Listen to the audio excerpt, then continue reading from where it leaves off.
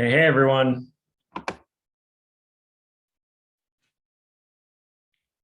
How's it going? Hey, we'll let everyone get logged in here and then start in a moment or two.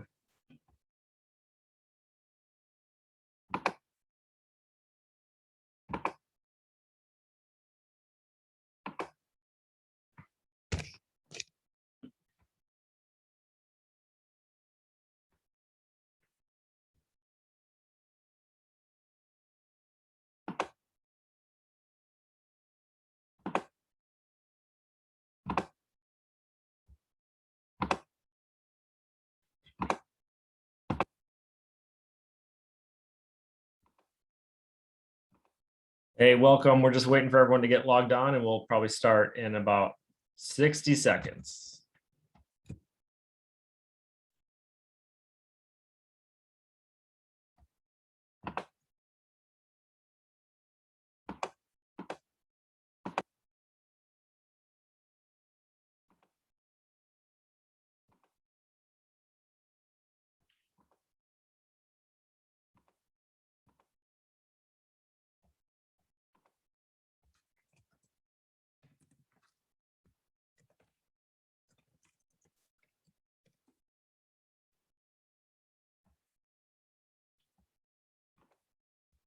All right, we'll get going here. I just dropped a little presentation I made for this meeting here into the chat. As I'm going through this tonight, please feel free to ask questions. And you can use the chat feature. You can either send a chat to everyone or to me, and I'll see it and try to address it the best I can.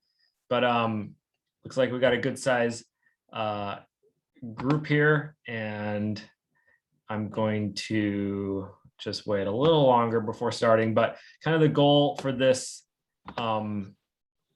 this Zoom call, well, it's been a while since we have had a Zoom call, but is to talk a little bit about like what we're doing with our fall training. And really fall is our preseason pre-competition season. So we're getting ready for the winter race season, which starts early this year. So I'm going to talk a little bit about that, why the schedule's different this year, starting right away in December, and kind of how we're preparing for that as a team and what that means for the whole winter. And this year is going to be a normal year with all the races, at least for now it is.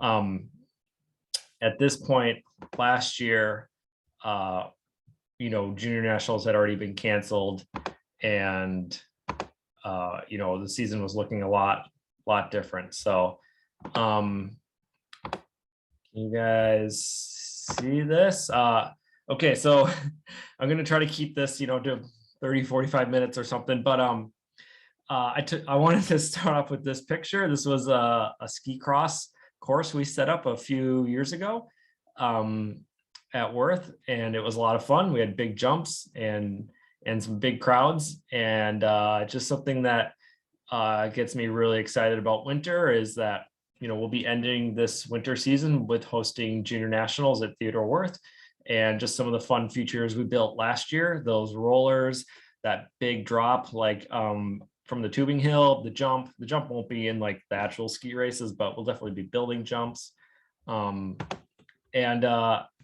And just like, this is why I just think we want to stand out, as a venue, as people come in to ski here, some of the things that we can build and do. So keep moving here if this works. And if this doesn't work, let me know or send something in the chat. Last video call I hosted, my thing stopped for like 5 minutes and then I re-entered later. So if this is, come on, not happening, huh? Okay. There we go. Okay, a little bit about LNR. We're US Ski and Snowboard, like Gold Certified Club. I don't know if this is current, but we were at one point the only cross-country only club that had that level of certification. All the other ones were like alpine and snowboarding. We're not that old, only about 8 years old, and formed from 2 different other Minneapolis-based ski clubs, and then joined with the Lopet Foundation, which runs winter recreation at Theodore Worth. and we're really proud of our history and the growth we've had in all of our programs. We didn't used to have comp team, Devo team, college group.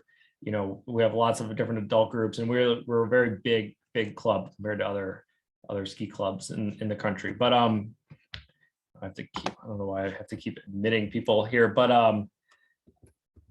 let's click. Okay, so club skiing, a lot of you are on high school teams, or maybe you'll be joining a high school team soon. Club skiing is a little different. We're not based out of school. It's clubs in the ski world, are like Sun Valley, Stratton Mountain, Green Mountain Valley School, APU, where it's like the highest level of training and competition. You're aiming for regional and national and international competitions. And we're focused on, long-term athlete development.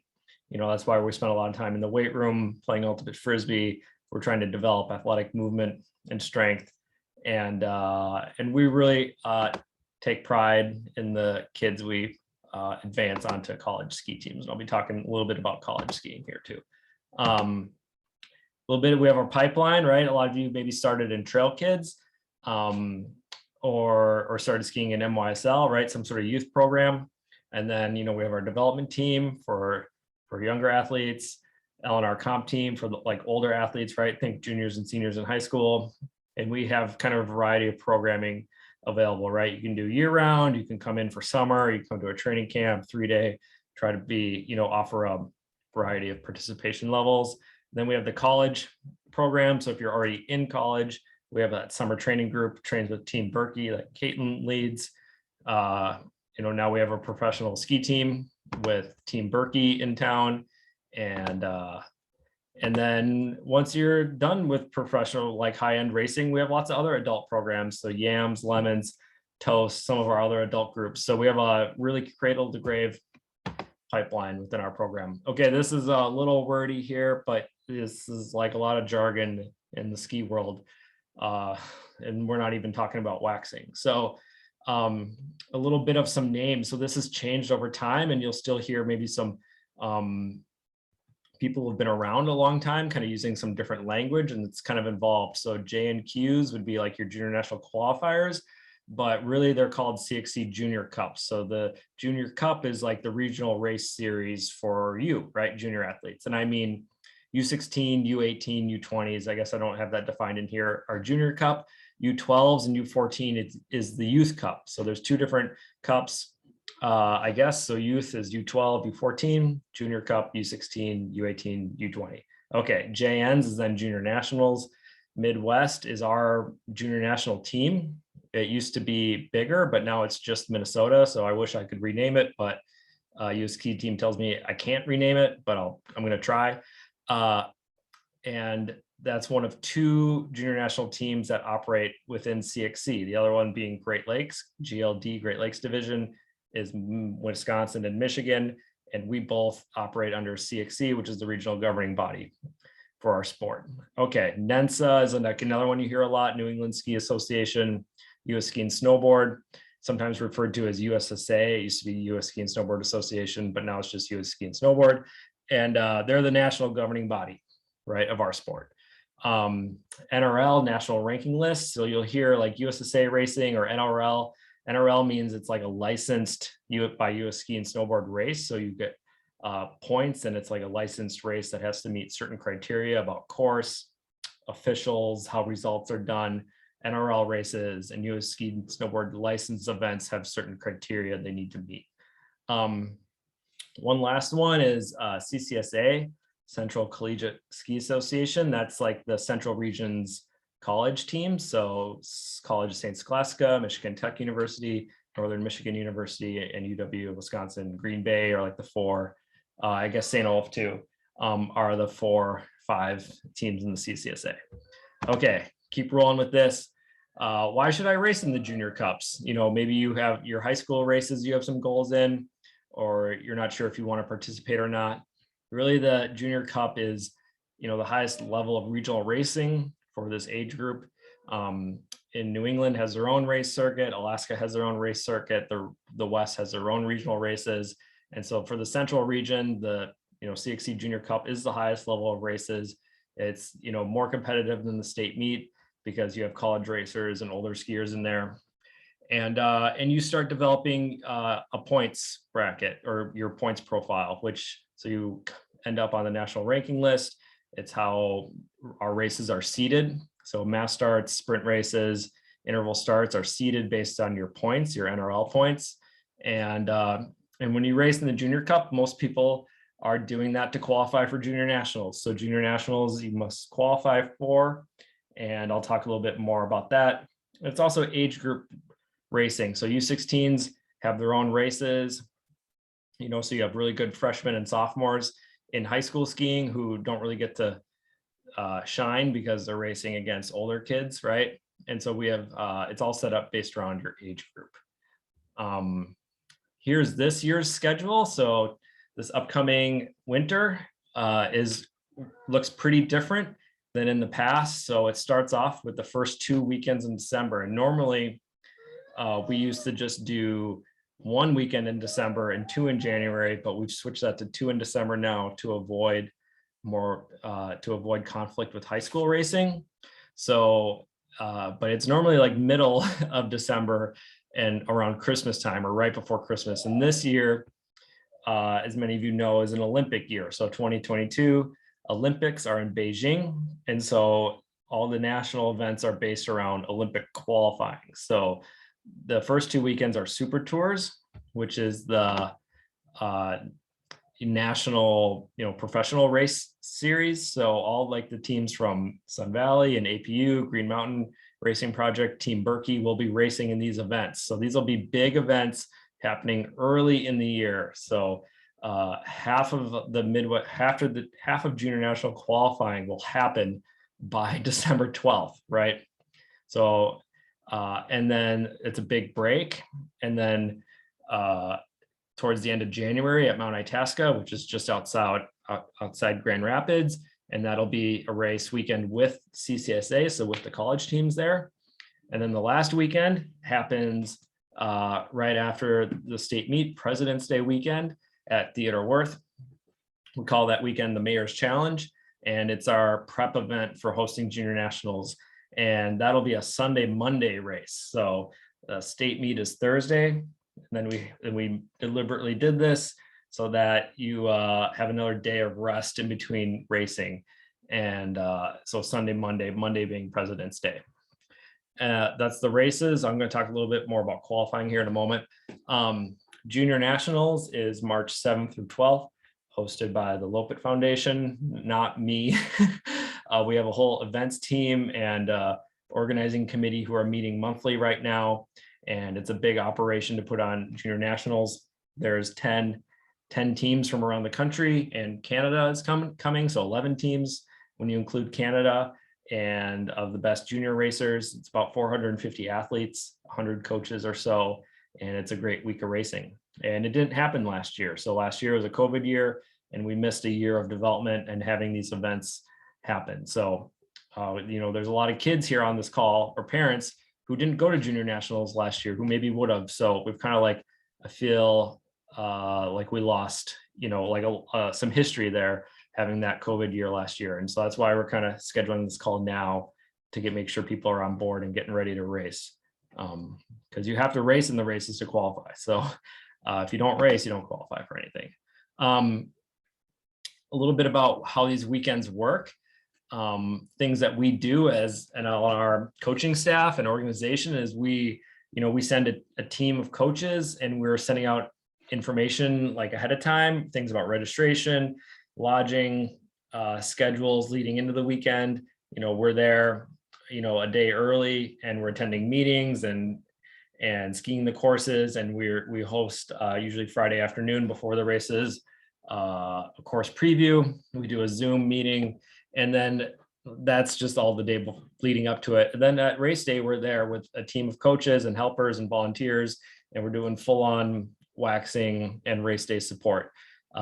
These are competitive races, and it's competitive waxing. And we really take a lot of pride in preparing good skis for a lot of skiers.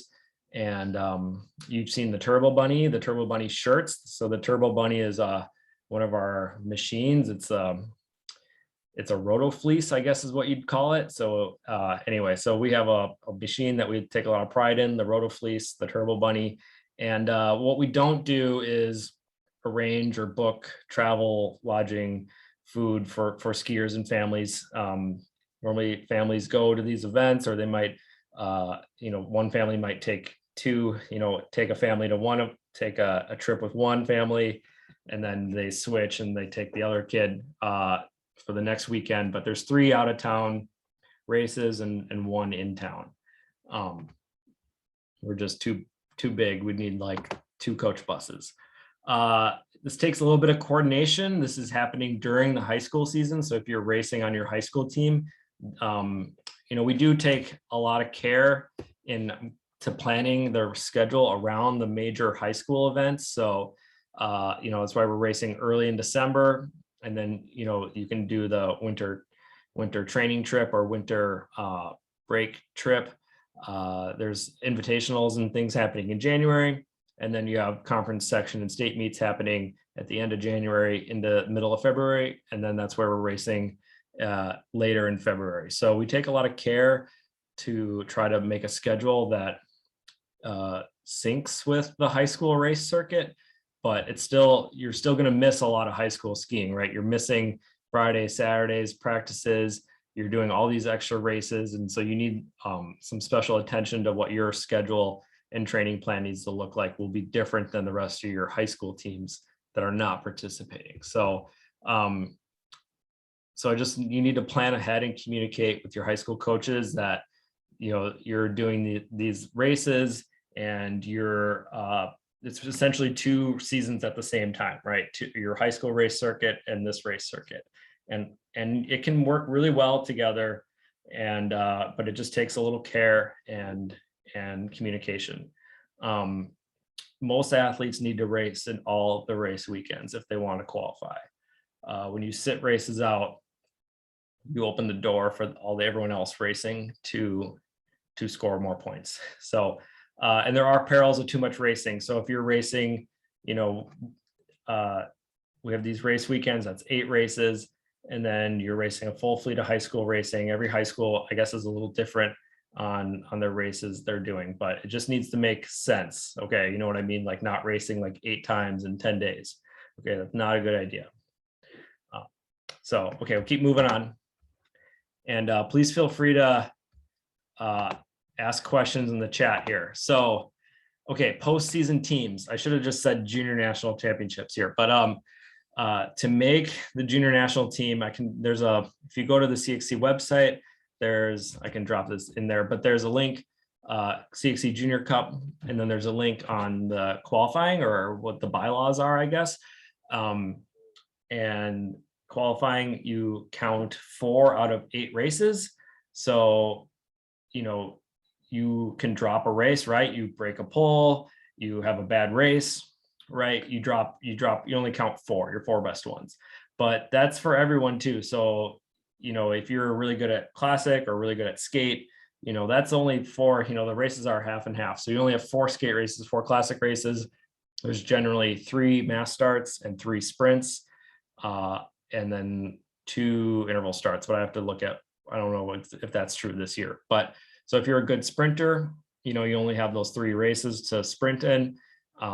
If you don't like mass starts, that kind of crosses some races out. So really, like, everyone needs to race in all the races. Really only the people who are winning the races can pick and choose what races they do, because they're scoring enough points where they don't need to worry about qualifying. So what happens is when it's close, like between spots, 4 through 9, like the top 3 skiers might sit out a race at the end of the season, and then there's more points up for grabs, right? And then whoever skis the fastest scores more points in that last race. So what happens is, those are you people on the bubble, the last weekend becomes more important, as maybe some people sit out, and then whoever skis fastest will make the team. So the Midwest Junior National Team has a quota of 50 athletes. That's from US Ski and Snowboard. And it's split evenly, 25 girls and 25 boys. And, we're going to take the first 9 U16s on the points list and the first 9 U18s. And then we take up to 7 U20s. If they meet a certain criteria, they have to be high enough on the combined points list. So 25 boys and 25 girls from Minnesota, will go to junior nationals this year. There are also 2 other trips, postseason trips that happen from our region. And these are combined with GLD. So for U16s, the next 4 U16s will be invited to a trip that's going to Steamboat Springs, Colorado.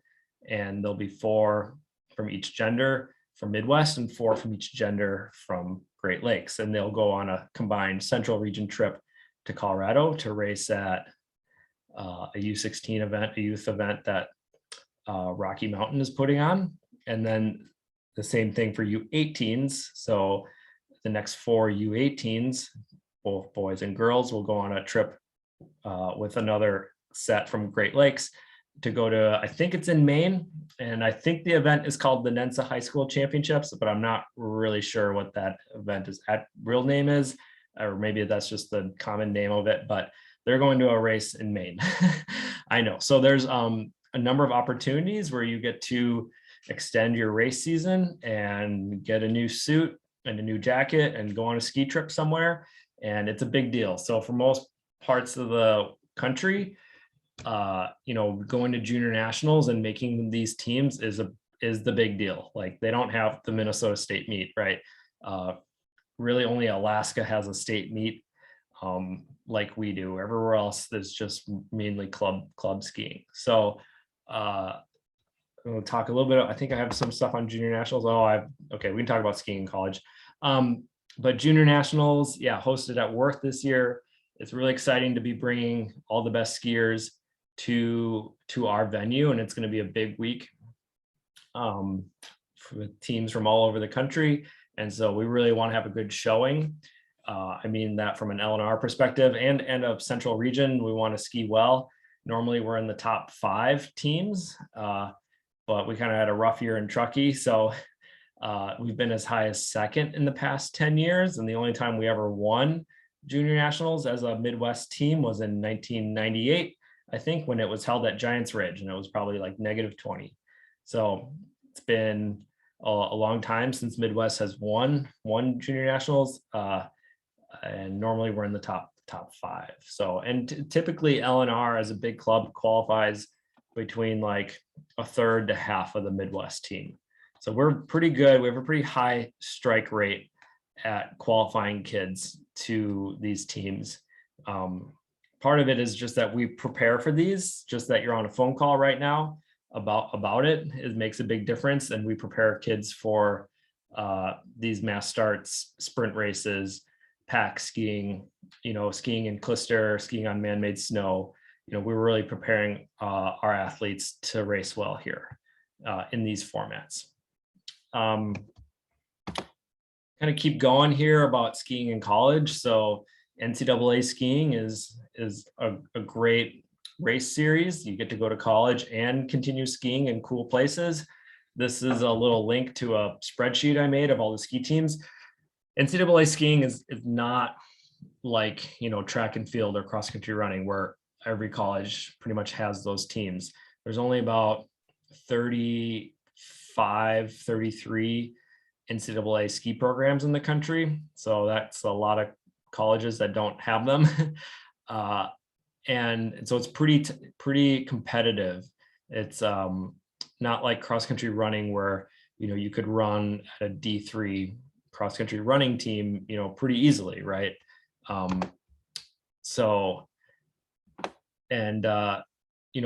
do college coaches use for results, right? This is not track and field. Track and field, everyone runs at 800 meters. It's the same race, right? You can compare times. You cannot use times in cross country skiing. So the snow is different. Races are different. I mean, we race some 5K courses that are 5,300 meters, and we have some 5K courses that are 4,800 meters, right? Because you can't change where the ski trail is. And the snow is different all the time. So I've raced everywhere from like a 35-minute 10K, like at Michigan Tech in the snow, like pouring snow, to a 22-minute 10K where it's like ripping fast, right? So time, you can't apply time. So college coaches use junior national results, right? Head-to-head racing is really good. And junior nationals is one of the only times that all the top athletes get together in the country. And they also use your national ranking. That's another way you can compare a skier from Minnesota to a skier from Alaska or from Vermont. So college coaches, and just for example, like I know, I can think of one CCSA school that wants to see a top 10 at JNs. If you can have a top 10 at JNs, they'll have a spot for you on the roster, right?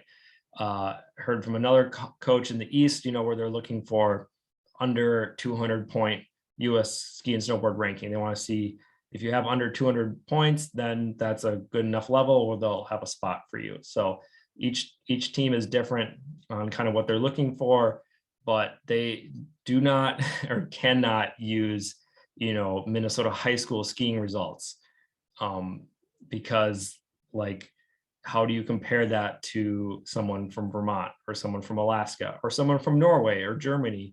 I'd say some of the ski teams out there, most have foreign athletes on their teams. A lot of people come to our country to go to college and participate in our sports, whether it's basketball, track and field, cross country, and skiing. There's a lot of foreign athletes out there. So it's not just Americans that you're vying for a spot on.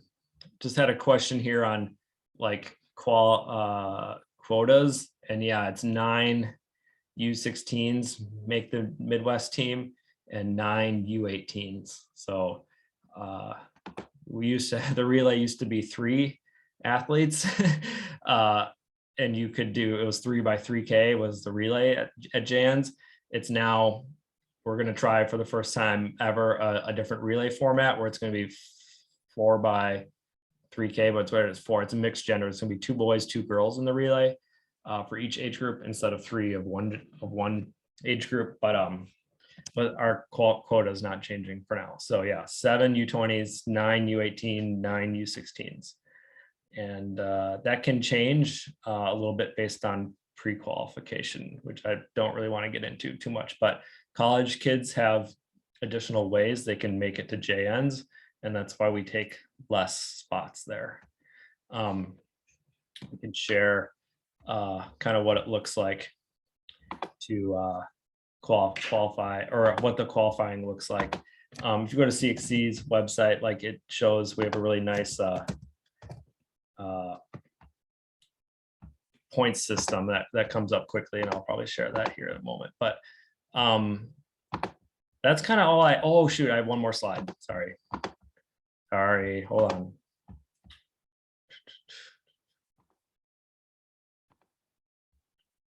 Okay, so one more slide here. So what are we doing to prepare, for these early season races and to qualify as many kids as possible to junior nationals? So one of the main things we're going to do and focusing on is we're running an on snow training camp over the week of Thanksgiving. So we didn't do this last year because of COVID, but normally in previous years, and again this year, we're planning on driving a coach bus out to West Yellowstone, Montana, which pretty much not guaranteed to have snow, but I've been going there for, 10 years now, and Piat's been probably going there for a lot longer than 10 years. And sometimes it's a little rough rock skiing, but there's always been snow there. And we'll drive a bus out and we get a week of skiing on snow in Montana with mountains. It's pretty fun.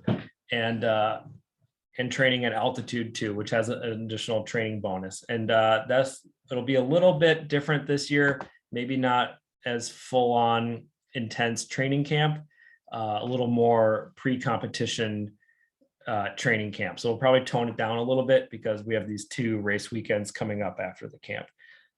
I just mean tone it down in terms of like, instead of 25 hours, we're going to ski 20 hours or something. So just a little bit less, so everyone's not as tired coming back from the camp, because we have these race weekends coming up. So a little more intensity, a little less volume, making sure people are fresh when they come back. We also have winter practices, so we will be, some of you have some flexibility with your high school teams and we will be running practices and coaching. Not everyone participates on high school teams or can get to their high school practices, or their high school practices like doing a jog around the high school because they can't get onto man-made snow. So it's very unlikely that there's natural snow at the end of November and early December when these races are going to be happening. So we'll always be able to run practices at Theodore Wirth Park. It's our venue, the Lopet Foundation's. We run winter recreation there, and we can always have our teams practice on it. So, and then we'll be going full speed at these first Junior Cup weekends. Again, half of junior national qualifying is going to happen here in early December, and we want to make sure you and us are all ready for it so we can kick butt those first few weekends and make sure we get a lot of kids packed onto these teams this winter. And then once the high school season's over in the middle of February, we have late season training too. So we really want everyone to come back and ski together as a club and team.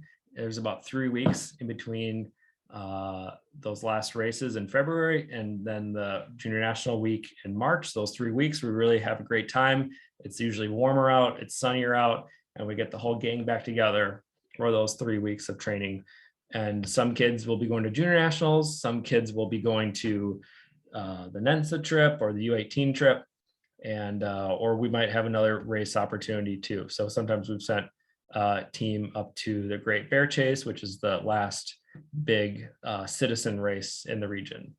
So with that, I mean, I hope everyone can take a look at the schedule and make arrangements to be there, because the most important part is that you got to be at the race to score points. The other thing I guess I don't have included here, but it was in my email, is you need a race license, a US ski and snowboard license. Everyone needs the competitor membership. There's a general membership which lets you enter in the race, but you don't get NRL points. So the competitor membership puts you on the national ranking list, and then that way you are seeded in all the races. So even if you're coming into this winter without ever having done a race, you get a license, you do the first weekend, you won't have any points, but then after that weekend you have points and you get seeded properly in the races, if that makes sense. So, and then everyone needs a competitor, or everyone needs a license to compete at junior nationals. But like you guys, everyone in LNR needs to be getting that competitor membership and scoring those points as the season goes. And then that way, when we get to junior nationals, we have low points and we get seated at the front of the fields. Okay, any questions? Just a quick update about some of our camps. So MEA camp has about like 6 open spots left. So there's not that many spots left. We'll probably be closing that registration here in a little bit. Those of you on Devo team, like we didn't see as much demand for some of the Devo team camps this year, but the comp team camps all filled. Those 2 summer camps filled, and we closed registration months before. So seeing a little bit of a difference between our older athletes and our younger athletes, and their kind of appetite for some of these things. But just to give an update, yeah, MEA camps got about 6 spots left. Thanksgiving camp, since we take a coach bus, is more. There's about 15 spots left. But yeah, so just if you have friends out there who want to get better at skiing on your high school teams, or that they can come to Thanksgiving camp. They can come to MEA camp. Like we often add skiers into our team here in the fall, right? People they're busy in the summer. Maybe they're running summer miles or something, and then they get done with running season and they want to get better at ski season, and they can join us. So, oh yeah, just some other quick questions here coming in the chat. Those of you who are registered in year-round means you are already registered for all the camps. So we're planning on having you attend those camps. And then if you're not registered for year-round, yeah, you need to register individually for those camps. That's kind of the difference between year-round and then what I call a la carte, where you pick kind of what programs you want to participate in. And U14s do not need a license. So there's a membership for U14s, I think, but it's not the same thing. It's a different license. So the competitor membership, I think, pretty clearly says U16, like U16 and above. So, and then U14s, that's like a general CXC membership, and CXC is just the regional governing body. They collect a small fee for that license for those U14s. They maintain, Youth Cup is kind of like, has some costs, right? You're maintaining a points list and a thing and a maintaining that race circuit. So U14s, there's still that like smaller membership. And then the more expensive is the U16 competitor membership. Yeah. Okay, what else? Anyone else? Well, hey, it was good to see everyone. I didn't really see all your faces, but there's a good number of names here on the list. And thank you to those of you who are sending in some questions to me. I hope this was helpful as you, I'm for sure thinking a lot about winter here coming up and how exciting it's going to be to have these events kind of normally. We only had interval start races last year, and now we get to do sprints, we get to do mass starts. We're having the Super Tour races here in the region, which haven't happened in a little while. So we're going to be welcoming all the best skiers from our country at this event, at these events, as they try to make the U.S. Olympic team. So it's going to be a fun year for us here, and definitely looking forward to it, and hoping we're all getting prepared for it, because it's going to be here pretty quick. With that, I'll let you off the phone. I hope everyone has a good night, and feel free to send me emails of questions, and I'll send another reminder out. There's a price hike on those licenses in mid-October. So it's like not mid-October yet, but in 3 weeks, it'll be mid-October. So thanks, everyone. Hope you have a good night. Thanks for joining.